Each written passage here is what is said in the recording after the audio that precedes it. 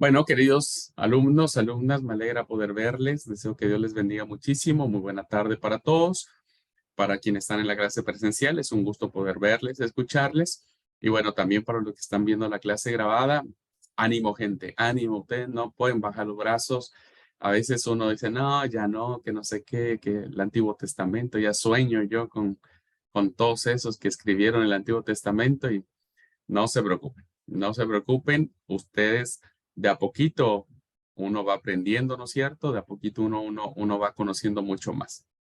Bueno, además ya estamos en la parte final. Esta semana y la otra tenemos ya de clases y después tenemos 15 días de asueto. Ajá, tenemos 15 días de vacaciones por si tienen que recuperar algún trabajo, por si tienen que recuperar alguna tarea. Lo pueden hacer. Recuerden que siempre las tareas que son entregadas en tiempo diferente no se califican de igual manera, pero pues tienen la posibilidad de ponerse al día con las 4 materias que cursaron en el trimestre para que empiecen el otro trimestre sin ninguna materia deudada.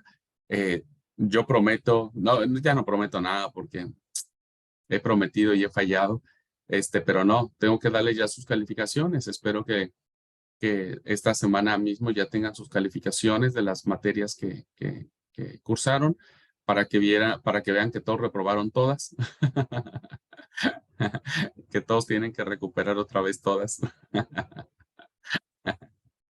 Este, pero no, para que tengan sus calificaciones, ¿ok?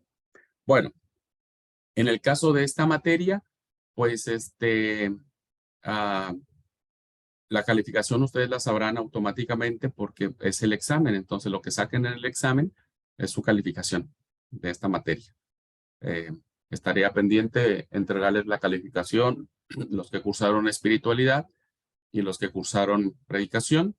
Y bueno, de ética cristiana, pues también va a ir en función siempre de entregar los trabajos que la profesora ha señalado.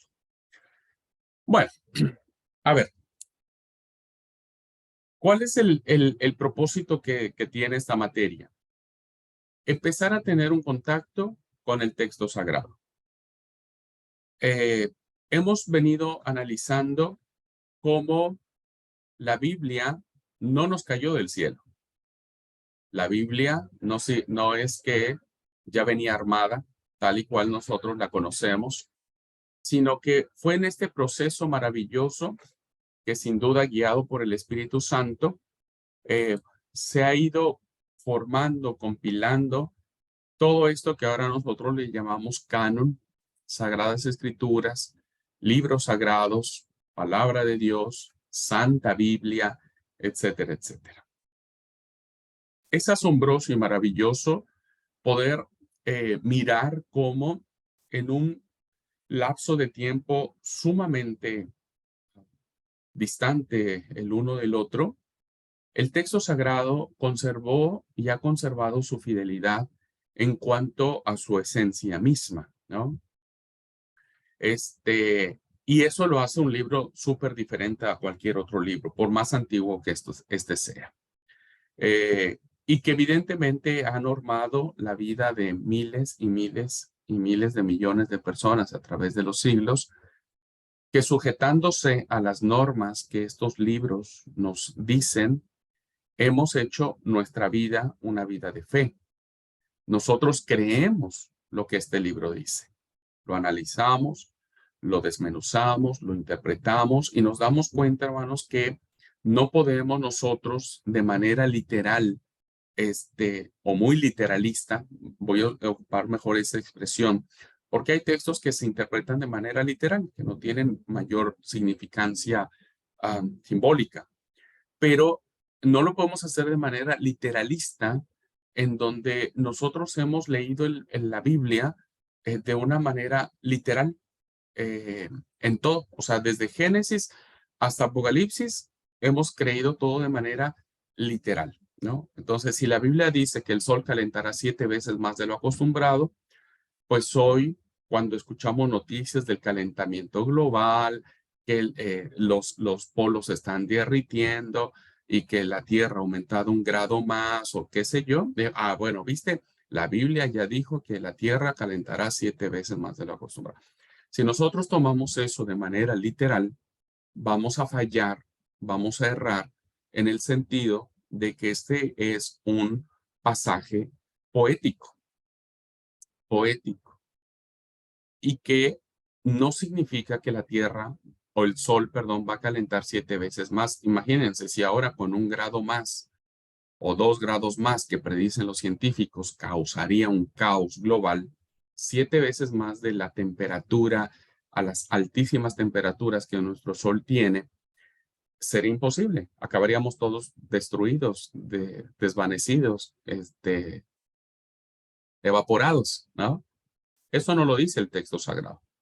Si nosotros vemos y creemos de manera literal que el Señor algún día se tocará una trompeta, porque la Biblia dice que vendrá, descendrá del cielo con voz de mando, con voz de arcángel y con trompeta de Dios, y los muertos en Cristo resucitarán primero. Si nosotros tomamos eso de manera literal, pues nos imaginamos que algún día vamos a escuchar una trompeta, ¿no? Incluso hace no mucho tiempo, hasta ahora ustedes entren, no entren porque es perder el tiempo, pero por curiosidad, no se enganchen en eso, pero por curiosidad, hubo un tiempo, no hace mucho, un par de años atrás, donde se puso de moda circularon muchos videos en internet de que se escuchaban trompetas en el cielo, ¿no? Incluso había sonidos, o sea, vos veías el video, que yo tuve curiosidad de eso, ¿viste? Entré al video y se escuchaba así, ¿no? Así como si fuera, no sé, un sonido en el cielo. Decían, ¿viste? Ya el Señor viene, Cristo está ya a las puertas, arrepentirte, pues si no te vas a ir al infierno, porque ya la señal de la trompeta se escuchó. No, cuando usted investigue esos videos, quién los hizo, dónde los tomaron, se dan cuenta que es más trucho que un mexicano siendo argentino, más trucho. Entonces, la Biblia no podemos tomarla en un sentido literalista, de Génesis hasta Apocalipsis, porque debemos saber que la Biblia es un texto sagrado muy rico en cuanto a sus formas, a sus maneras, quién lo escribió, por qué lo escribió, cuándo lo escribió. Y algo que nos caracteriza a nosotros como iglesia de Dios es que queremos ser fieles en ese sentido, ¿no?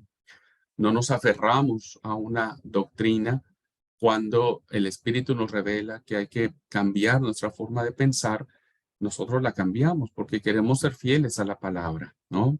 Entonces, por eso es que tratamos de investigar profundamente esto. Hay personas que han tomado el texto tan literal que dicen la mujer se tiene que callar, no puedo hablar en el templo para nada.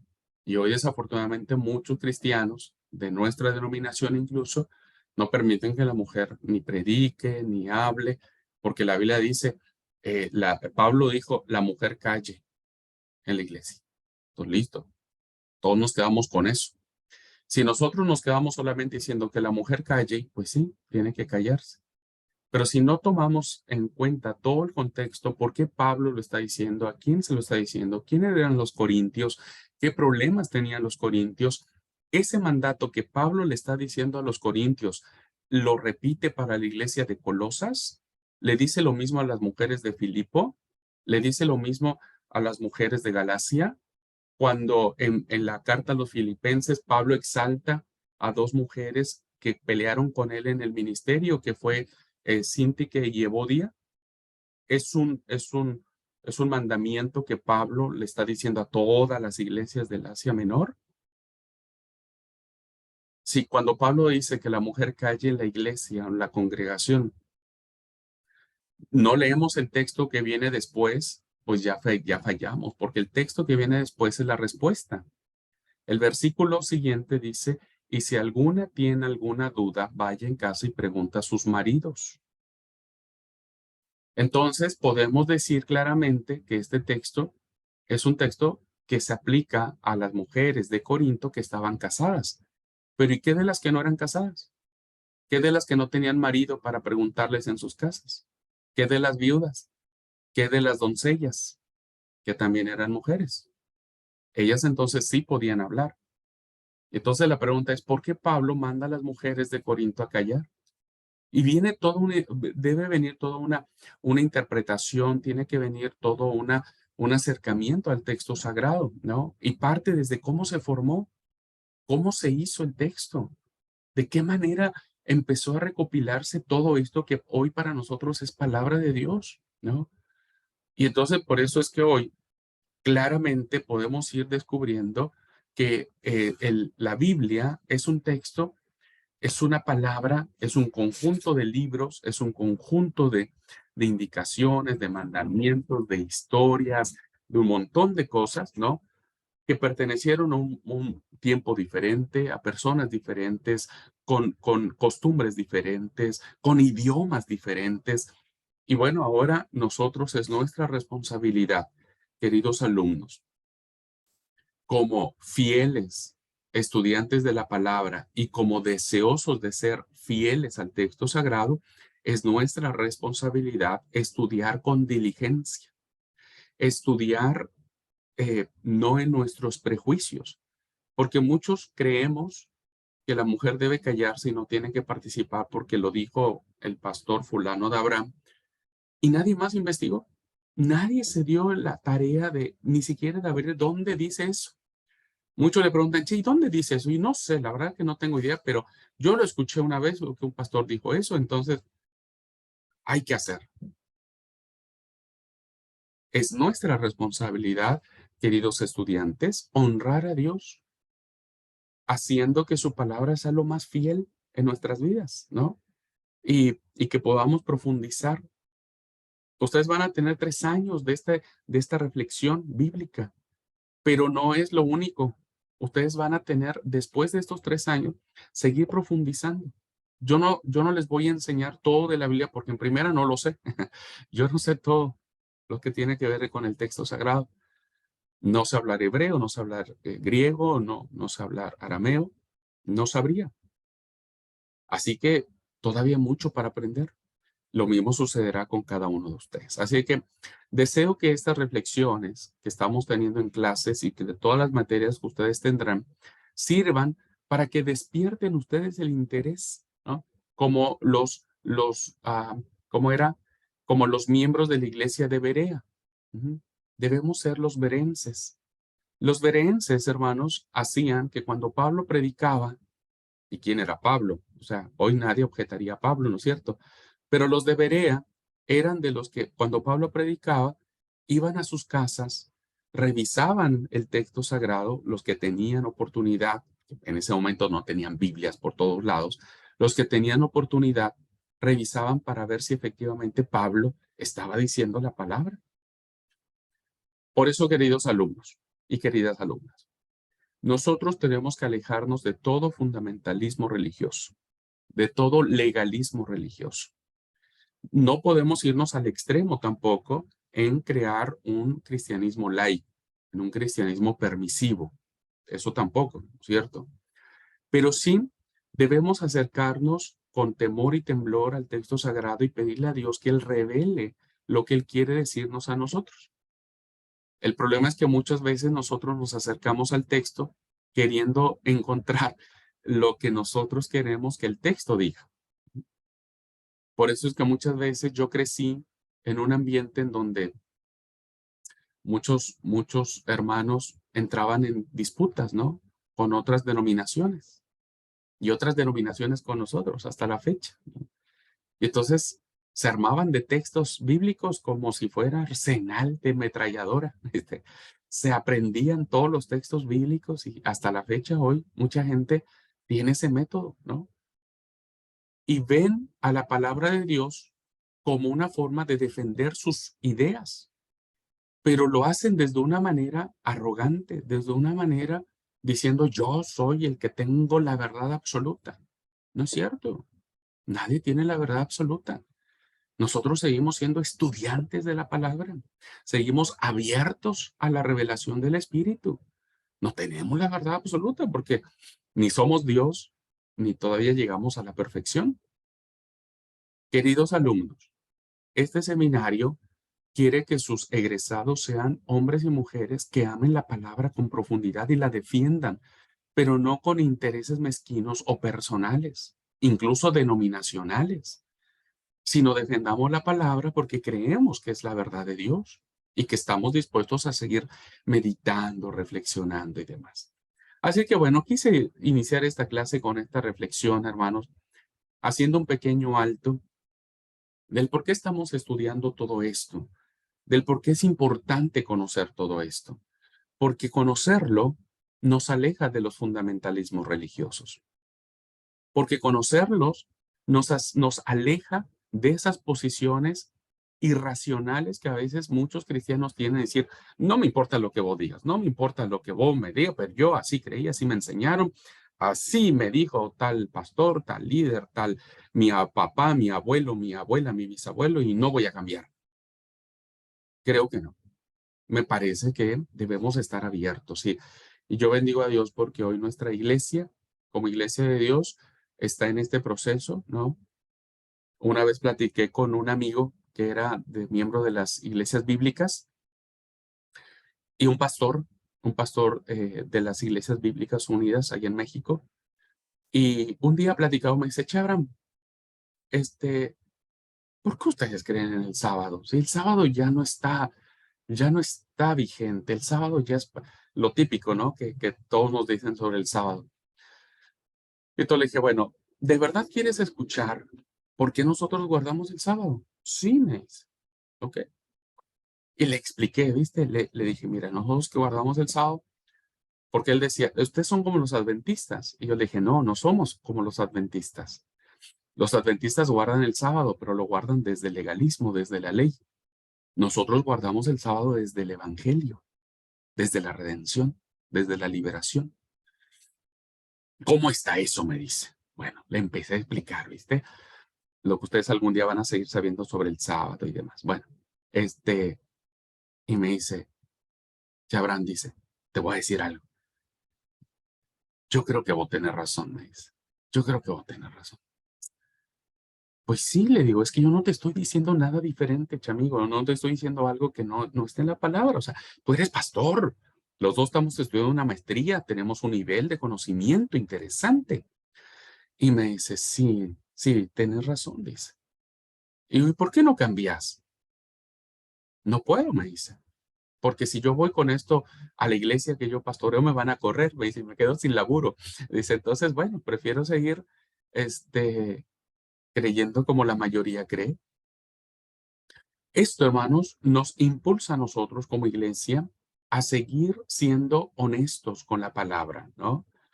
Y sin caer en fundamentalismos ni caer en arrogancias, simplemente es decir, creemos esto porque el texto sagrado lo dice, ¿no es cierto? Porque se estudia de esta forma, de esta manera, este tema llegó por esto, fue escrito en este tiempo, lo escribió tal persona, este fue el contexto en el que se escribió y hoy lo entendemos así. Ujú. Así es que, queridos hermanos y hermanas, estemos abiertos a lo que el Espíritu del Señor nos revela cada día, ¿no? Seamos fieles a eso.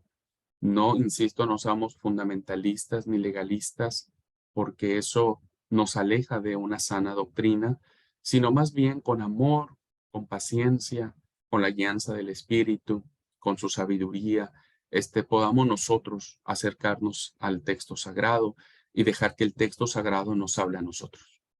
Y si el texto sagrado nos habla a nosotros, entonces en obediencia y en fe, obedezcámoslo, ¿no? Obedezcámoslo. Yo aprendí una oración que era de un pastor, era un tío mío político, muy lejano, pero era un diácono de la iglesia que, que se aprendió la Biblia, como ustedes no saben, se la sabía al revés y al derecho. Y él siempre iba a casa una vez por semana a platicar con nosotros y a charlar. El tío Pedro le decíamos, el tío Pedro. Y Y cuando decía, bueno, vamos a abrir la Biblia, porque vamos a hablar, a ver la palabra de Dios, oraba. Y él decía una frase que a mí me encanta, al principio ni entendía nada, después me encantó y la tomé en mis oraciones, ¿viste? Y él decía, Señor, te pedimos que hoy nos des sabiduría para entender tus arcanos divinos.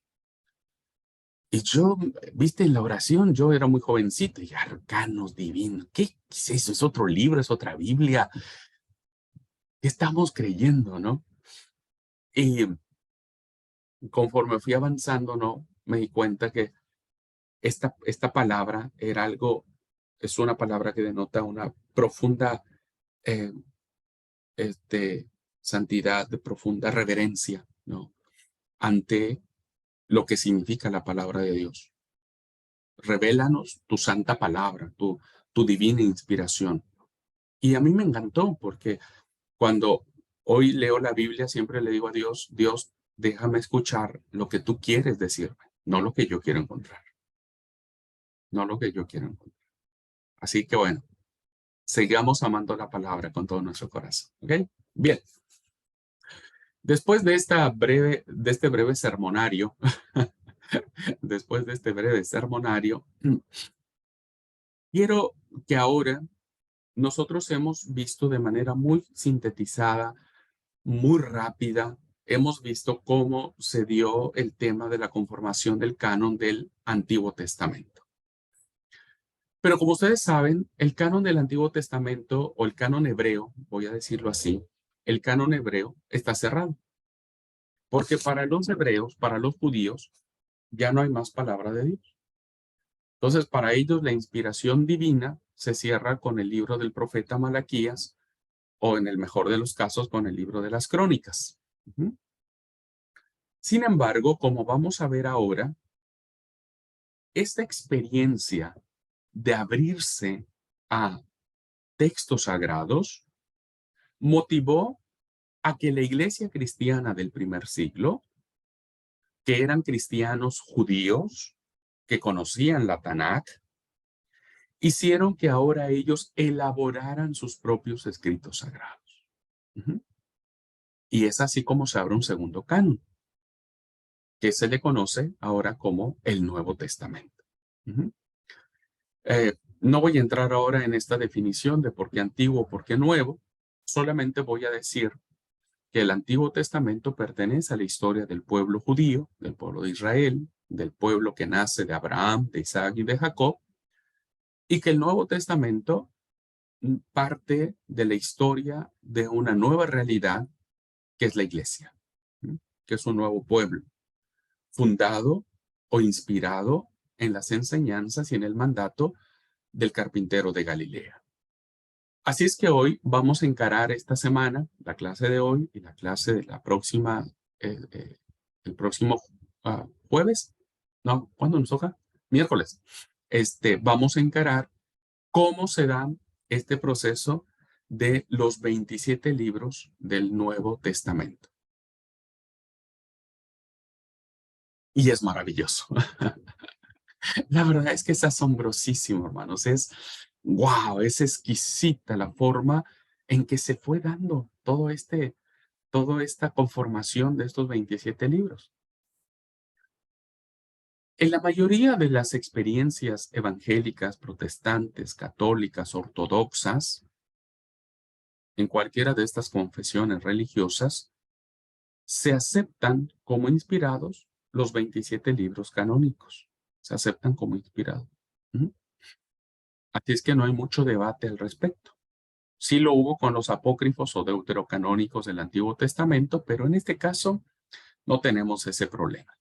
De Mateo, Apocalipsis, se encuentran los 27 libros canónicos. ¿Okay? Espero que se sigan aprendiendo los libros de la Biblia, hermanos. Por favor, no pierdan de vista eso. Miren que en cualquier momento les doy el susto.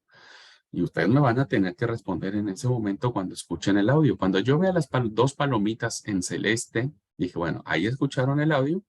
Y ahí voy a esperar un minutito para que ustedes me digan, pastor, le voy a decir Antiguo Testamento, Génesis, Éxodo, Levítico, Número, Deuteronomio, Josué, Jueces, Ruth, Primera de Samuel, Primera de Reyes, Primera de Crónicas, Esdras, Nehemías, Esther, Job, Salmo, Proverbios, Liceo, Cantar, Isaías, Jeremías, Daniel, o sea, Samos, Apías, con Apías, y ahí se la, ¿no? Y listo, ya está. Eso va a ser, ¿no?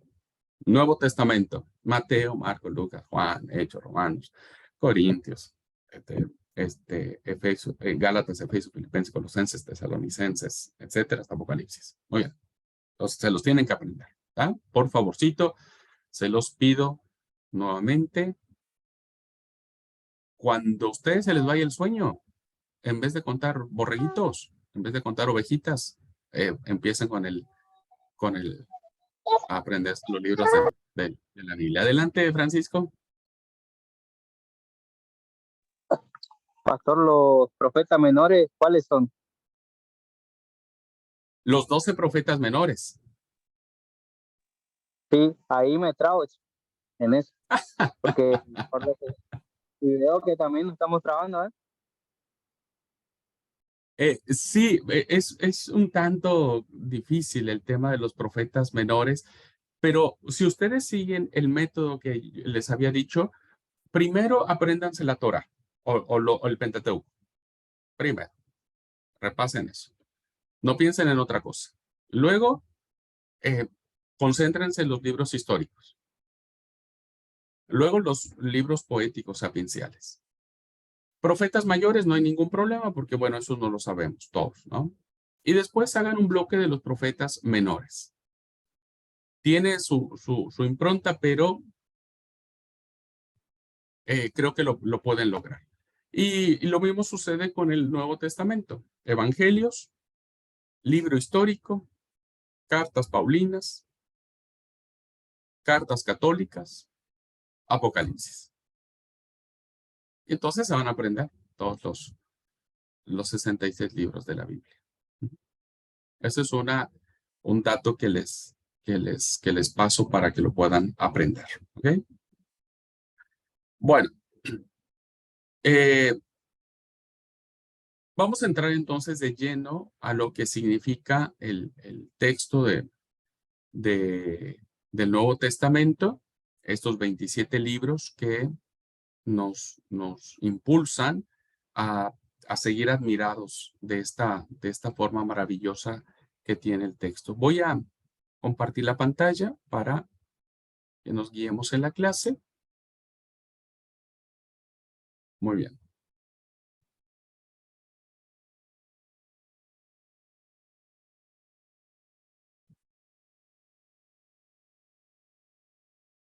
¿Me pueden confirmar si ya pueden ver la presentación? Sí, gracias. Ya está confirmado. Muchas gracias. Muy bien. Bueno, como les decía, ahora corresponde la historia del desarrollo de la conformación del canon del Nuevo Testamento. ¿Alguien me quiere decir qué significa canon, por favor? Solo para recordar. ¿Qué es canon?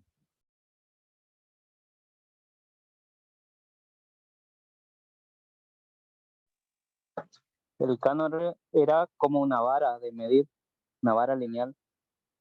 Muy bien, una vara en términos etimológicos, gracias Francisco, era una vara, era una regla, es decir, es como la medida en la cual se consideraba que libros, es una lista de libros que se consideran sagrados y por lo tanto normativos, ¿no? Por lo tanto, son autoridad en nuestras vidas, ¿ok? Bien, dijimos entonces que para nosotros tenemos el canon del Antiguo Testamento conformado por 39 libros, tal y como los conocemos actualmente, y la lista del canon del Nuevo Testamento por 27 libros, dando un total de 66 libros de la Biblia. ¿Ok? Muy bien. La Biblia, vamos a iniciar haciendo este marco de conocimiento del texto. La Biblia es el libro sagrado del cristianismo. Ahora ya conformada, entendida para nosotros como Antiguo y Nuevo Testamento. Ustedes recordarán que hay un pasaje en los evangelios, el Evangelio de Juan, que dice que Jesús pronuncia las palabras y dice: escudriñad las escrituras porque ellas dan testimonio de mí. A veces nosotros pensamos que cuando ese versículo se cita por parte de Jesús, las escrituras, se está refiriendo a lo que nosotros consideramos como escrituras sagradas. Es decir, pensamos que cuando el Señor Jesús dijo, escudriñad las escrituras porque eh, ellas dan testimonio de mí, bueno, el Señor Jesús se estaba refiriendo a las escrituras del Antiguo Testamento, porque para el tiempo en el que el Señor Jesús vive o dice o pronuncia esas palabras, todavía no estaba conformado el canon del Nuevo Testamento. Ahora para nosotros, hablar de Biblia ya es, o hablar de escrituras sagradas, ya conforman tanto los 39 del Antiguo como los 27 del Nuevo, y entonces se convierte en un libro sagrado para nosotros. De las páginas de ese libro, podemos decir en esta reflexión, han bebido los creyentes a lo largo de los siglos. Incluso la Biblia ha sido motivo de muchas disputas, incluso muchas guerras, y no porque la Biblia en sí misma sea mala, sino por la interpretación, como decía a veces, de este fundamentalismo religioso que ha hecho que la Biblia se convierta en un objeto de persecución y demás. La Biblia ha sido alabada por los cristianos. Nosotros la consideramos como algo especial, pero también ha sido profundamente despreciada por sus opositores, por sus detractores. Hoy en día, hermanos, la Biblia es uno de los libros que ha sorteado grandes tempestades, como dice al final de este párrafo, y que ha sido puesto en duda, ha querido ser quemada, destruida, eh, su mensaje silenciado, pero no se ha podido, ¿no? Porque es palabra de Dios. Ha sido traducida a muchas lenguas y prohibida su lectura por peligrosa en muchas naciones fundamentalistas, en muchos países, que, que, que prohíben el cristianismo y que muchos cristianos han muerto por leer la Biblia, ¿no? Ha sido impresa por millones de ejemplares y distribuida por organismos como las Sociedades Bíblicas Unidas, perseguida, a veces con saña, por personas y regímenes que han visto en ella un formidable enemigo digno de ser atacado, porque hoy la Biblia, hermanos, encara los valores más dignificantes del ser humano, los valores morales que atienden a la realidad del reino de Dios, ¿no? Del evangelio, y que evidentemente en muchas sociedades estos valores no son bien vistos. Y por lo tanto, se cree que en muchos casos la Biblia fue difícil, fue silenciada durante mucho tiempo. Fíjense ustedes, lo leyeron un poco en el libro de Escobar, de Samuel Escobar. Si se dieron cuenta, los cristianos tenemos por lo menos 5 siglos de estar leyendo el libro sagrado. Los evangélicos, los protestantes, tenemos por lo menos, hermanos, 5 siglos, 500 años, que tenemos la libertad de leer las escrituras en nuestro idioma y demás, ¿no? La Iglesia Católica, hermanos, no fue sino hasta el Concilio Vaticano II, que fue en el 70, si no mal recuerdo, en 1970, este, que, que abrió sus puertas, que abrió la oportunidad para que el pueblo católico leyera la Biblia en su propio idioma. No sé ustedes, seguramente los que tenemos tenemos muchos años ya, todavía había misas en nuestros tiempos en la Iglesia Católica que se celebraban en latín, porque el latín fue el idioma oficial de la Iglesia Católica, que llegó a considerarse incluso como idioma divino, ¿no? Pensaban que Dios hablaba latín. Entonces, cuando el pueblo se reunía a presenciar la misa, a recibir la comunión, la Eucaristía, etcétera, en el culto católico, pues cuando llegaba el momento de la lectura, de la liturgia de la palabra, pues no entendía nada, estaba en latín, y esas ceremonias fastuosas, pomposas. Vieron, la Iglesia Católica tiene una liturgia muy desarrollada en el sentido de oraciones, rezos, fórmulas, etcétera. Entonces, el pueblo católico no leía la palabra, ellos creían lo que el cura decía, lo que el párroco de su pueblo decía, y entonces los curas tuvieron mucho poder sobre el pueblo, mucho, mucho, mucho, mucho poder.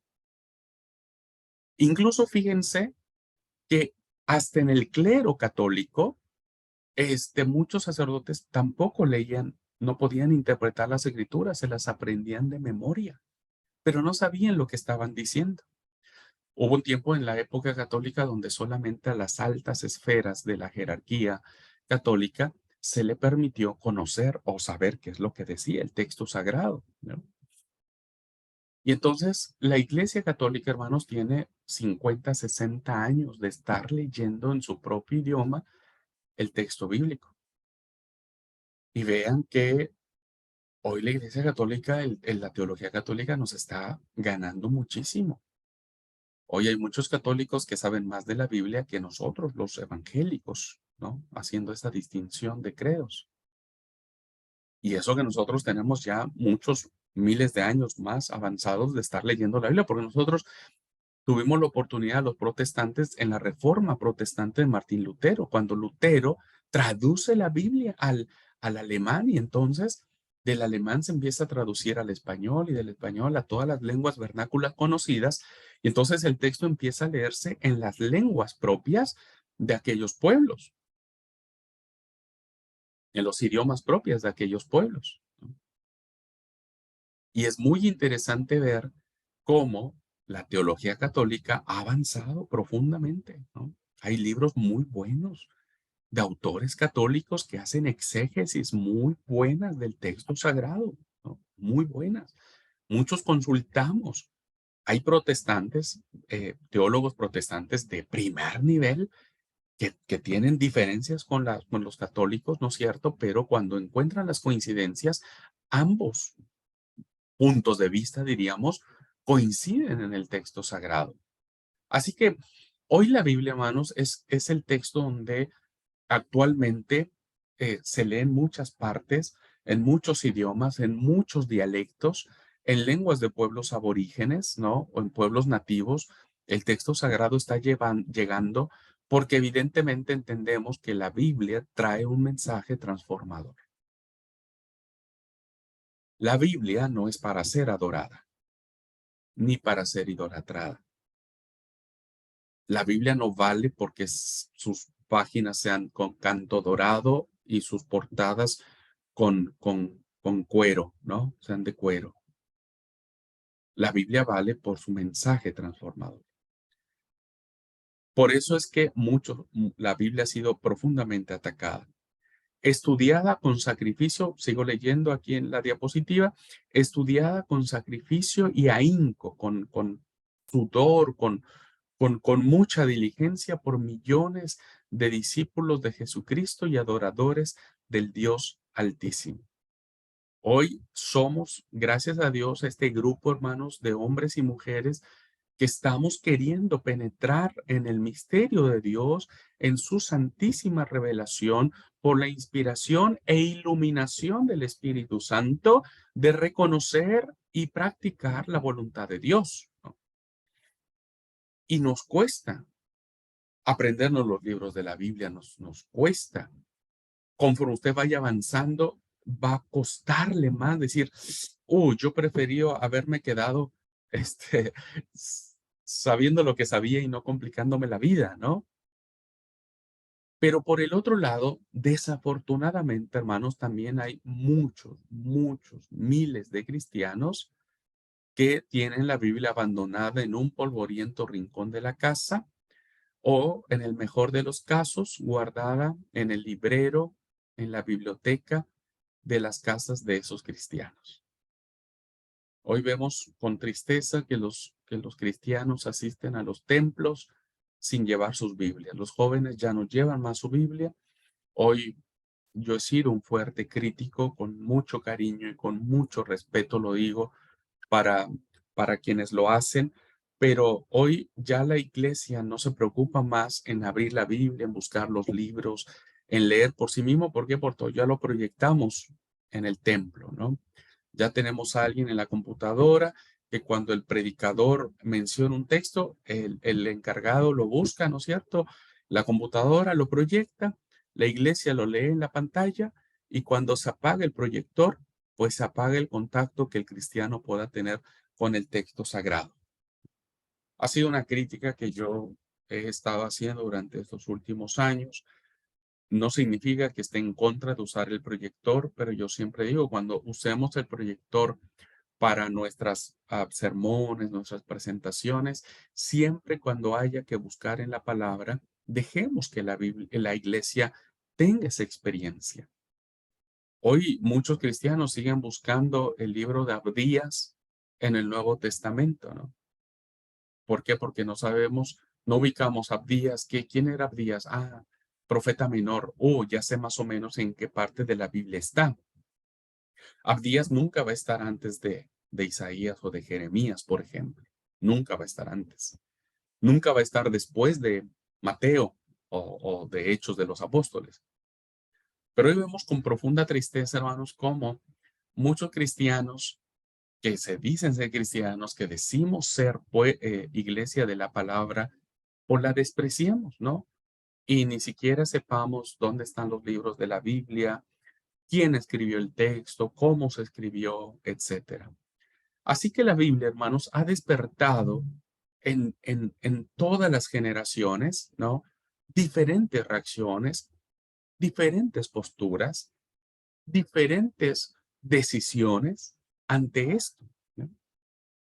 Y lo más triste, insisto, que nosotros, los que somos defensores de la palabra de Dios, pues no luchemos para seguir trayendo esta meditación o esta reflexión eh, en nuestras congregaciones, ¿no? Dios permita y no lleguemos al punto en donde, bueno, nos automaticemos tanto, nos tecnifiquemos tanto, ¿no? Que ahora ya usted, incluso hay celulares donde usted le aprieta un botón y usted habla y yo a veces lo uso cuando tengo prisa en hacer mis presentaciones o tengo que hacer algo. Gálatas 22:20, ¿no? O 2:22, perdón. Gálatas 2:22. Y al toque el celular me busca Gálatas 2:22. Entonces ya leo Gálatas 2:22 y listo. Bueno, Dios quiera y no nos tecnifiquemos tanto y no perdamos esta maravillosa oportunidad de nosotros mismos buscar en el texto sagrado lo que Dios permitió que se escribiese durante muchos miles de años. ¿Mm? Dios queriendo. La Biblia ha sorteado todas las tempestades y aún a pesar de eso, yo creo que la palabra, como dice el mismo Señor Jesús, los cielos y la tierra pasarán, pero la palabra de Dios permanece para siempre. No pasará, ¿no? No pasará. Ahora, debemos tener muy en cuenta una vinculación que existe, hermanos, entre la religión y el texto sagrado, ¿cierto? Aunque si bien es cierto, el cristianismo eh, menciona o mencionamos por fe que tenemos la verdad, ¿no? El cristianismo declara en sus distintas confesiones, no solo la Iglesia de Dios, ¿no? Hay muchas confesiones cristianas. Hay confesiones de fe, hermanos, que no son cristianas, que son confesiones de fe sectarias, ¿no? Legalistas. Los testigos de Jehová eh, son de esta parte, ¿no? Son sectas realmente. Pero, aunque nosotros creemos que el cristianismo es la religión, diríamos, que contiene la verdad, no es la única religión que existe en el mundo. Ujú. No es la única. Entonces, como vamos a ver en esta diapositiva, vamos a ver que la religión es una experiencia de carácter prácticamente universal.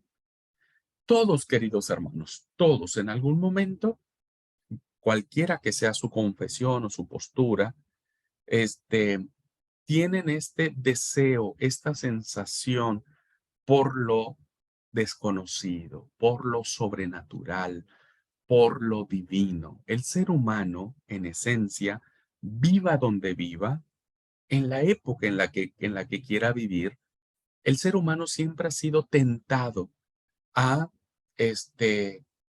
buscar lo divino, ¿viste?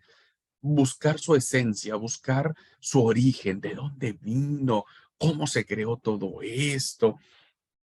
Y entonces empieza a haber distintas expresiones de religión, de diferentes formas, ¿no? De diferentes maneras. Entonces, el sentimiento religioso, incluso los mismos ateos que no creen en la religión, forman su propia religión gnóstica, su propia cosmovisión de cómo se creó todo esto. O sea, es decir, todos estamos inclinados a tratar de descubrir quién está detrás del telón, ¿no? ¿Quién está detrás de todo esto que nos rodea? Como parte de esa expresión, y de manera muy particular en las religiones que lograron alcanzar un determinado grado de desarrollo, aparece también junto con estas religiones sus libros sagrados. Ustedes pueden escuchar, por ejemplo, de los egipcios. Los egipcios, hermanos,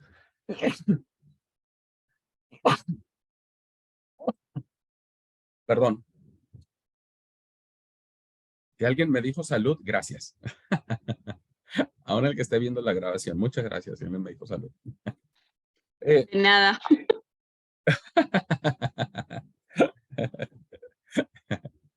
Gracias, Tati. Ustedes han escuchado hablar de los egipcios, ¿no? Es muy común. Bueno, ellos mismos desarrollaron como una religión, desarrollaron esta búsqueda de qué había después de la muerte. Por eso hoy encontramos que los sarcófagos, que las pirámides, que los embalsamaban.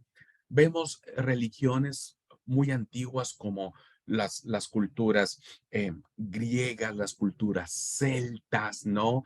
En donde creían que había que ponerle dos monedas, les colocaban dos monedas a los difuntos en los ojos para pagarle al barquero que los esperaba para cruzarlos en el lago de la muerte y llevarlos a otro lado. Los vikingos, ¿no es cierto?, que creían que el que moría en honor y en dignidad entraban directamente se me fue la palabra. eh, Ahora que estoy viendo una serie de los vikingos, por eso les hablo de esto, ¿no? Cada uno de estas religiones, de estas Albalaya. culturas, diríamos. ¿Perdón? Era Perdón, no, Albalaya. eso, eso, eso que dijo. Creo que era mi suegra la que dijo. Bueno, y en fin, todas estas culturas, ¿no es cierto? Desarrollaron sus propios textos sagrados o desarrollaron sus propias cosmovisiones que planteaban y decían, bueno, esto hay que seguir y esto hay que hacer. Entonces, cuando hablamos de libros sagrados de distintas religiones, ¿no?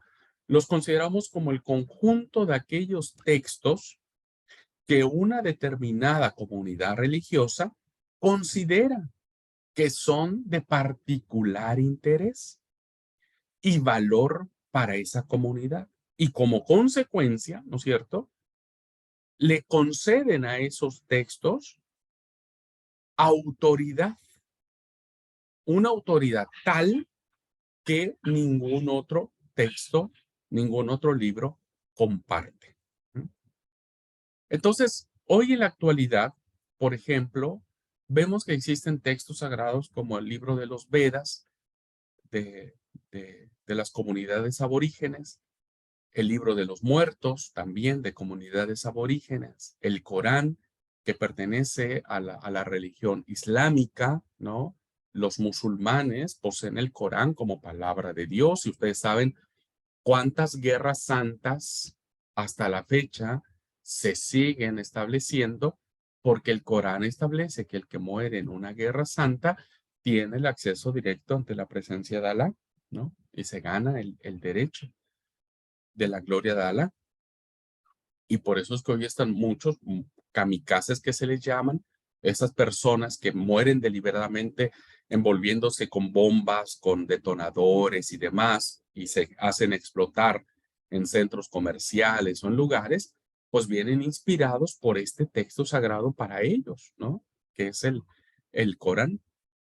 En el caso de la Iglesia de los Santos de los Últimos Días, los famosos mormones que se les conoce en algunos lugares, de esos chicos que usted ve en las calles, que van en pareja, a veces va un polaco, a veces va un morocho, a veces van dos polacos, ¿no es cierto?, de ojos celestes, tienen camisa blanca, pantalón negro, corbata negra, y siempre van caminando esa gente, ¿no? Bueno, esos que van y reparten literatura, tienen su propio texto sagrado, diferente a la Biblia, o a la par de la Biblia, diría yo, que se le conoce como libro del Mormón, ¿no? Los testigos de Jehová tienen los libros de Russell, los adventistas tienen libros de su profetisa, la señora Elena G. de White, los hinduistas, ¿no es cierto?, tienen sus propios libros, la religión hindú, en fin, cada uno de ellos tiene su propio texto sagrado que le da un valor fundamental, un valor monumental, ¿no? Donde nadie puede tocar ese texto sagrado. Así que las diferentes comunidades religiosas interpretan con base en esos textos el origen y el significado de su propio conjunto de decir este libro es sagrado y por lo tanto lo que diga el libro del Mormón es lo que es. Lo que diga el Corán es lo que es. Lo que diga el Chilambalam es lo que es. Lo que diga el libro de las Vedas es lo que es. Lo que diga el conflicto de los siglos es lo que es. Lo que diga este conjunto de literatura que para estas comunidades de fe le dan un valor normativo en sus vidas, ¿no es cierto? Entonces, unen su experiencia religiosa a esos textos sagrados. Si ustedes le sacan a estas religiones sus textos sagrados, sus libros sagrados, pues esas religiones quedan sin identidad, quedan sin razón de ser, porque ¿cómo justificarían su propio actuar, ¿no? Bueno, este fenómeno religioso, hermanos, que es un fenómeno que ha existido siempre, siempre, y hoy mismo, mañana vendrá otra religión que hará su propio libro, ¿no? Les he dicho que los testigos de Jehová tienen su propia traducción de la Biblia acomodada a sus intereses porque ellos no creen en la divinidad de Jesús. Entonces han hecho recortes. Todo lo que dice que Jesús es Dios, le han recortado y han puesto otras palabras y de verdad que es increíble el desprolijo que ha hecho la traducción de la Watchtower o de la traducción de la traducción del Nuevo Mundo de las Sagradas Escrituras, como se llama la Biblia de los testigos de Jehová, que hoy creo que en todas las casas de la iglesia, de los miembros de la iglesia, hay una Biblia, ¿no? De los testigos de Jehová. A veces incluso he visto templos donde hay Biblias de los testigos de Jehová. ¿Por qué? Porque los testigos han invertido mucho en esto y reparten las Biblias, ¿no? Y quedan ahí en la casa. Yo siempre cuando vienen personas, testigos de Jehová, les agradezco mucho su visita. No tengo oportunidad de escucharles. Siempre les digo con mucho cariño, les digo con mucho cariño y con mucho respeto, creo que lo que ustedes predican no es la verdad y yo no aceptaría ni su literatura ni su Biblia porque no quiero ser irrespetuoso diciéndoles que pues va a ir va a ir al bote de la basura. Entonces, yo no quiero que eso sea, yo soy un pastor, soy un cristiano y no quiero ser grosero, así es que les agradezco mucho. Y me asombro porque la gente me dice, usted sabe que es la primera persona que nos dice eso, me dice uno. Todos nos reciben la literatura y al rato la vemos en el bote de la basura. Y bueno, cuando algo es falso, no siempre es bueno tenerlo, ¿no es cierto? Entonces le dije, bueno, listo, y bueno, la gente se va. Bueno, ¿por qué quiero decir esto? Porque hoy tenemos esto, ¿no? Tenemos un sinfín de religiones que van a seguir saliendo, en donde cada uno de ellos va a hacer sus propios libros sagrados para justificar sus propias acciones. En el cristianismo sucede lo mismo, evidentemente, hermanos. Nuestra religiosidad, ¿no es cierto?, nace de nuestro texto sagrado. Y tal vez, a la vista de los hinduistas, por ejemplo, pueden ellos decirnos que nosotros estamos mal. Un hinduista que lee que sabe que los cristianos leemos la Biblia, va a decir, ustedes están errados, están equivocados, porque ese libro es falso, ¿no? Como lo mismo nosotros podemos decir de su literatura. La gran diferencia, queridos hermanos, la gran diferencia entre un texto, ya sea del Mormón, ya sea de Russell, ya sean los Vedas, ya sea la gran diferencia incluso del Corán mismo, ¿no? Es que la Biblia es el único texto sagrado que ha sobrevivido a través de miles y miles de años. Y es el único texto sagrado que ha sido traducido e impreso en miles y miles de lenguas. Y es el único texto, ¿no es cierto?, que puede dar fe de millones de vidas transformadas por su mensaje transformador. Cosa que otros libros no pueden decir. Ninguno, hermano, ningún libro en la Biblia, en el mundo conocido y desconocido, puede compararse a el tiempo monumental y a las pruebas que el texto sagrado que nosotros tenemos como palabra de Dios ha tenido que sortear. Y esa gran diferencia nos hace ver con claridad que nuestro mensaje es verdadero, ¿no? En fin, no voy a a hacer una apología, una defensa de la fe. Pero lo que quiero decir con esta diapositiva es que el cristianismo no puede ser de otra manera. Por una parte, heredamos por parte del judaísmo, porque se refiere a un pueblo en particular, una colección de libros sagrados que nosotros conocemos como la Biblia hebrea, el Canon de Palestina, la Tanakh, que con el tiempo pasó a denominarse con la expresión Antiguo Testamento. Y por otra parte, el cristianismo complementa esta experiencia de fe cuando su propia experiencia y desarrollo en el cristianismo primitivo, las primeras comunidades que se empiezan a formar en el siglo I de nuestra era, le hizo producir a estas comunidades una serie de textos, de escritos, papiros, rollos, ¿no?, que era lo que en ese momento se usaba. Recuerden que el códice vino mucho tiempo después, pero había rollos, había papiros donde se escribía una serie de textos que poco a poco se fueron incorporando a un conjunto de libros, ¿no?, que se fueron compilando, que se fueron reuniendo para hacer un grupo de libros, una lista de libros, un conjunto de libros que, como vamos a mirar, también se le empezó a dar ese valor especial y valor de autoridad.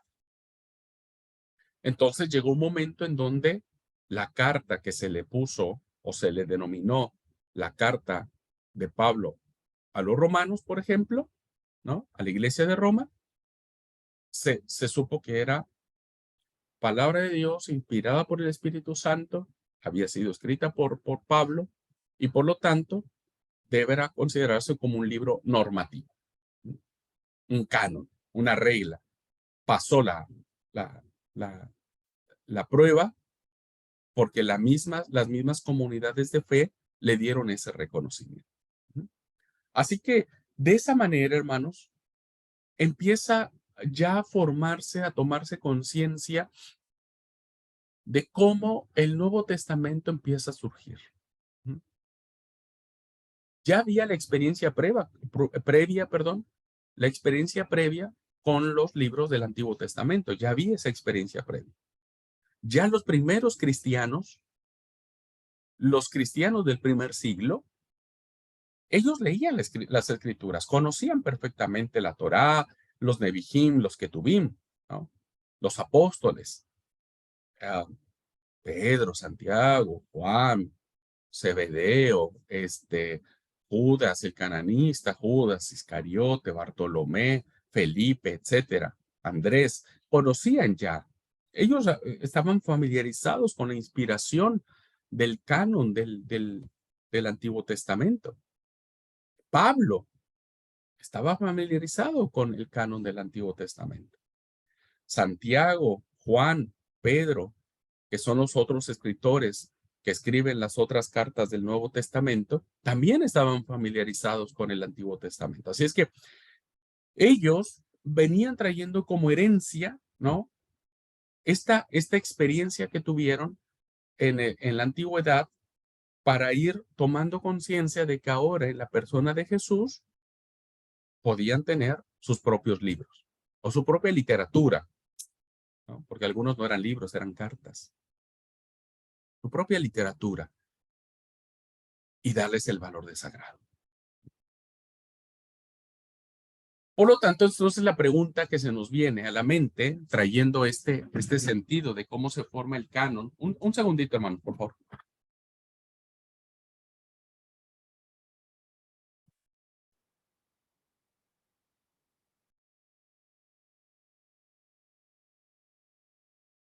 Surge entonces esta pregunta de cómo se forma el canon del Nuevo Testamento. Cómo ahora estos 27 libros van a pasar por una nueva experiencia de formación.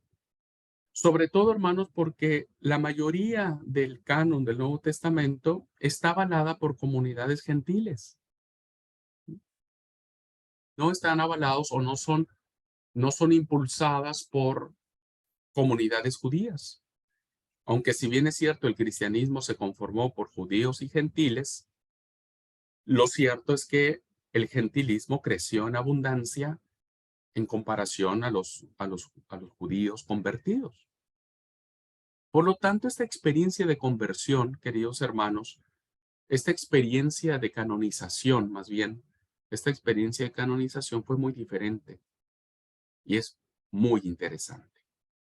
Así es que la pregunta es, ¿cómo entonces se forma esta lista canónica de 27 libros sagrados que se les denominará posteriormente como Nuevo Testamento? El proceso fue muy distinto, muy distinto, muy distinto al antiguo. Fue mucho más complejo. ¿Saben por qué? Porque si bien es cierto, el Antiguo Testamento tardó miles de años en conformarse, el Nuevo Testamento tuvo que formarse en menos de un siglo. No sé si tendríamos que hablar de 70, 80 años aproximadamente en que se forma el canon del Nuevo Testamento. Pongámosle hasta 90 años, y eso ya es mucho, ¿no? En que se forma, Jesús muere en el 30, ¿no? Vamos a poner esa fecha como una fecha referencial. Jesús muere en el 30 y a partir de ahí empieza todo el movimiento, ¿no? Todo lo que tiene que ver con la iglesia cristiana. Bueno, del 30 al 100, más o menos, que dicen que muchos eruditos que ahí se cierra la inspiración bíblica, del 30 al 100 tenemos 70 años. Algunos creen, hermanos, que algunos textos sagrados nuestros fueron hasta el 110. Pongámosle otros 10 más, del 70 al 110, pues tenemos 80 años, más o menos, de formación. Uno diría, bueno, es mejor porque son pocos años. No, desafortunadamente, al ser pocos años, el proceso se hace más complejo. Pero es rico el proceso de canonización que tiene el Nuevo Testamento y sobre todo mucho más interesante. ¿Ah? Mucho más interesante. Y no exento de dificultades, los escritos del Nuevo Testamento son, la mayoría de ellos, escritos ocasionales. Ajá. Ocasionales. Con ello, ¿qué queremos decir con escritos ocasionales? Bueno, queremos decir que hubo una ocasión, que hubo un motivo, ¿no? Un momento para escribirse, que provocó que se escribiera tal cosa, Dicho de otra forma, como lo planteamos ahorita aquí en la diapositiva. Podemos decirlo de otra manera. Esos textos, los que ahora tenemos, Mateo, Marco, Lucas, Juan, Hechos, etcétera, estos textos que ahora nosotros tenemos, no aparecieron simplemente porque algún día sus autores se levantaron con ganas de escribir y luego tuvieron la brillante idea de que sería bonito, sería lindo poner por escrito lo que se les había venido a la mente. O sea, no es que algún día dijo Pablo, bueno, hoy me levanté con ganas de escribir. Ok, agarró el papiro, la tinta y empezó a escribir cualquier cosa. No fue así. No fue así que no sería extraño para nosotros saber que un determinado autor bíblico escribía de manera angustiosa y habría preferido no tener que escribir lo que estaba escribiendo.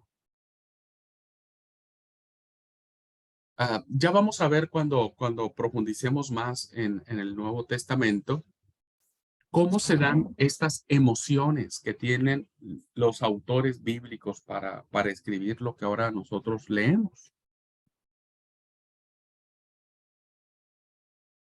En la carta a los Corintios hay una carta que se le conoce como la carta de las lágrimas.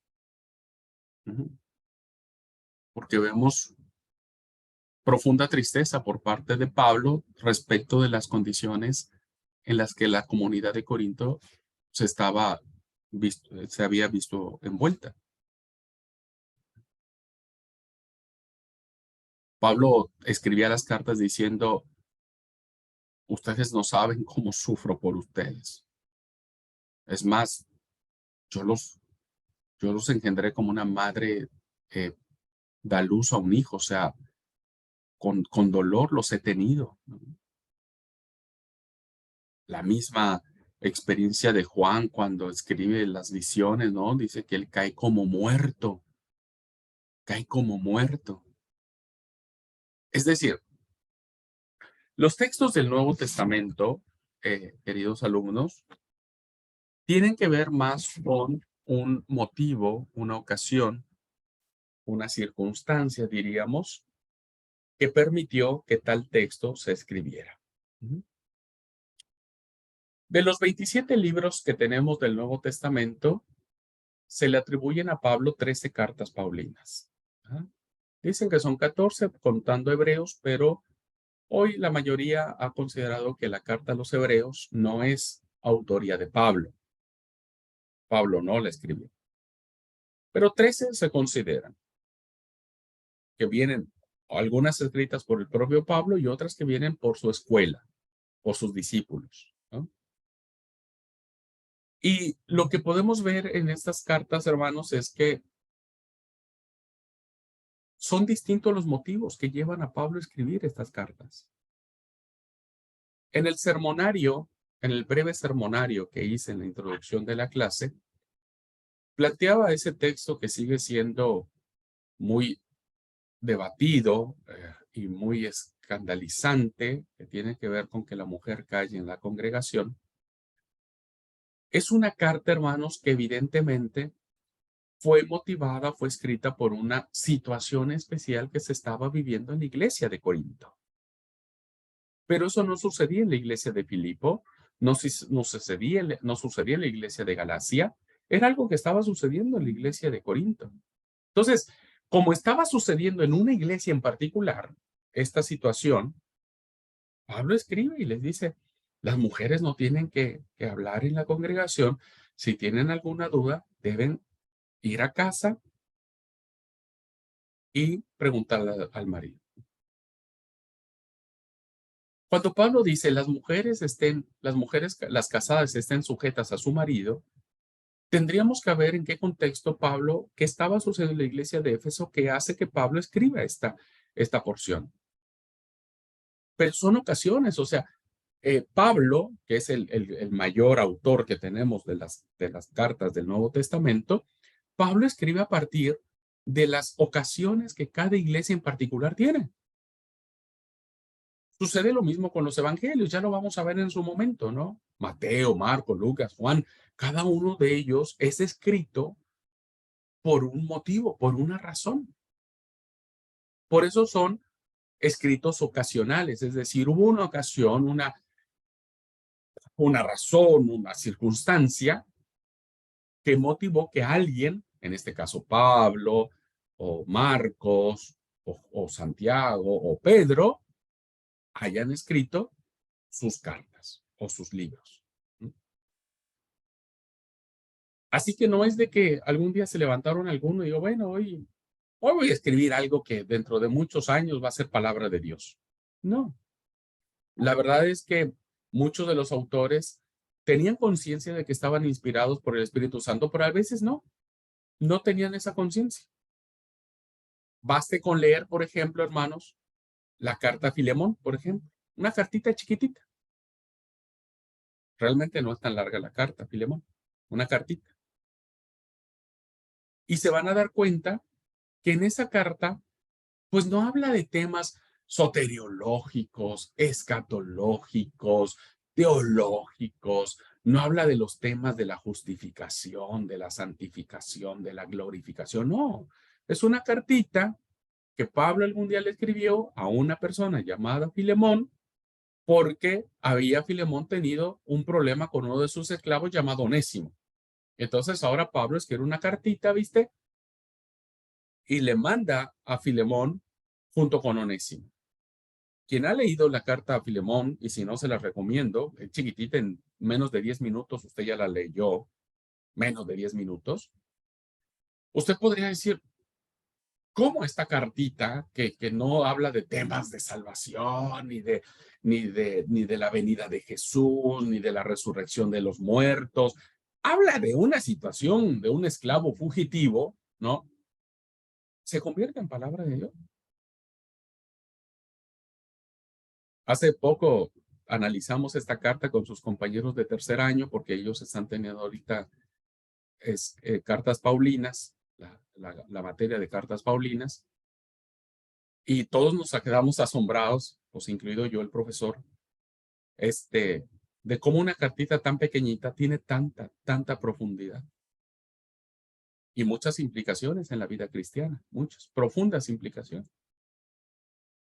Bueno, de esos ejemplos que les estoy dando, hermanos, que son así como que salpicadas para que ustedes más o menos vayan dándose una idea de cómo estos 27 libros que ahora dividimos en Evangelio, libro histórico, cartas paulinas, cartas católicas y Apocalipsis, vinieron a ser palabra de Dios. Una de las experiencias que tenemos, o uno de los testimonios más bien que tenemos, es lo que dice Pablo en segunda carta a los Corintios. ¿Alguien quiere leer, ayudarme a leer, por favor? Segunda a los Corintios, capítulo 2, versículo 4.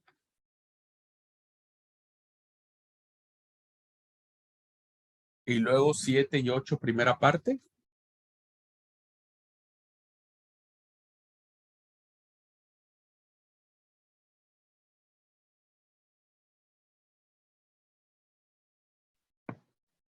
Perdón, ¿podrías repetir la cita? Sí. Segunda a los Corintios 2, 4, capítulo 2, versículo 4. Y luego 2, 4, por favor, sí. Sí. Les escribí con gran tristeza y angustia de corazón y con muchas lágrimas, no para entristecerlos, sino para darles a conocer la profundidad del amor que les tengo. Vieron, gracias, Tati. Entonces, ¿qué vemos aquí? Que había una situación en la iglesia de Corinto que a Pablo le estaba angustiando profundamente y por eso dice, los escribí con muchas lágrimas, ¿no? La famosa carta de las lágrimas. Y me imagino que Pablo ha de haber estado, decimos en México, moqueando, es decir, viste, cuando alguien realmente está sufriendo, ¿no? Los ojos hinchados, rojos, por lo que estaba sucediendo en la iglesia de Corinto. Pablo escribe esta carta, nunca pensando que algún día iba a ser palabra de Dios para nosotros, ¿no? Sino simplemente es una carta que le escribe a una iglesia en particular, en este caso a Corinto. Capítulo 7, versículo 8, ¿alguien gusta leerlo?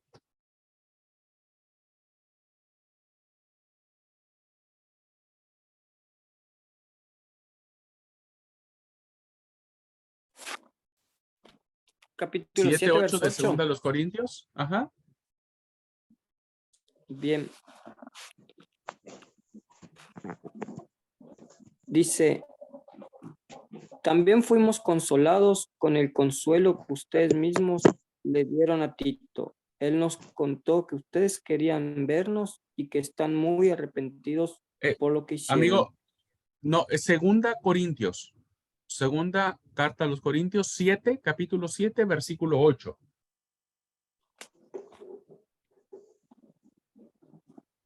Ok, un versículo más adelante era.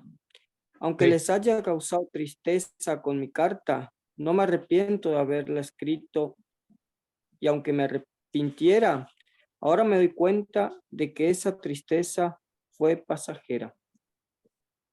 Gracias. Entonces vean, hermanos, cómo los mismos autores bíblicos, ¿no? En este caso Pablo, el autor sagrado, tiene esta experiencia, ¿no? De muchas emociones humanas. Hay mucho más que decir sobre la carta a los Corintios, pero solamente para mencionarles, o sea, vemos con claridad cómo la carta que Pablo escribe a los Corintios es una carta que nace de la experiencia propia del apóstol, no porque a la mañana se le ocurrió y se quiso levantar para escribir esta carta. ¿Ok? Muy bien. ¿Preguntas hasta aquí, hermanos? ¿Preguntas? ¿Comentarios? ¿Se va entendiendo? Antes de irnos al receso, ¿alguna pregunta, algún comentario?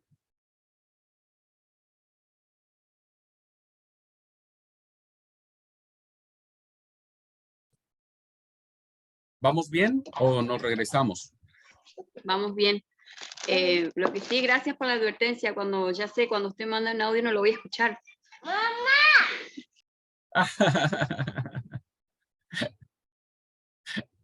Bueno, ¿alguien más?